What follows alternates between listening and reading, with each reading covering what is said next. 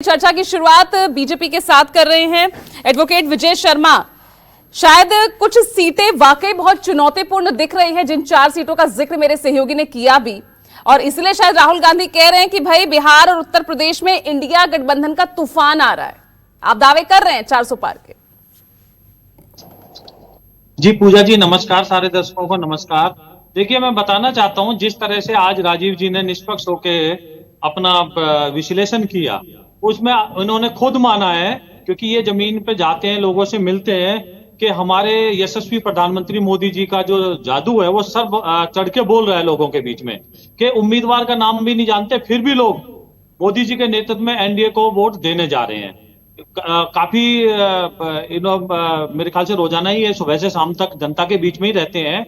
तो मोदी जी का तीसरे टर्म में लोकप्रिय होना और लोगों के बीच में एक आकर्षण का केंद्र बने रहना, इसका मतलब हमने जो जनता के जनार्दन के काम किए हैं, जिस तरह से लोगों की सेवा की है, देशभक्ति का काम किया, देश को मजबूत करने का काम किया, अर्थव्यवस्था का मजबूत करने का काम किया है, हमने जिस तरह से बेरोजगारी भगाने का काम किया, महंगाई को काबू में काम करने का काम किया है, उससे जनता आशीर्वाद देने जा रही है। दूसरा इन्होंने बोला है कि 4-5 सीटों का इन्होंने विश्लेषण किया है कि वहां संघर्ष है। देखिए इलेक्शन है, ये इलेक्शन बीजेपी कभी भी हल्के में नहीं लेती है। हमने वार्ड रूप में भी आपने देखा होगा हैदराबाद में किस तरह से पार्षदों के थे, हमारे अमित शाह जी गए थे वहां पे। हम मजबूती के साथ इलेक्शन लड़ रहे हैं, और हमारे जो राहुल गांधी जी हैं, वो कांग्रेस पार्टी जो है वो अब की बार 40 पार, और हमारा नारा है अब की बार 400 पार। और 400 पार क्यों है वो मैंने आपको बता दिया, किस तरह से हमने गरीब का,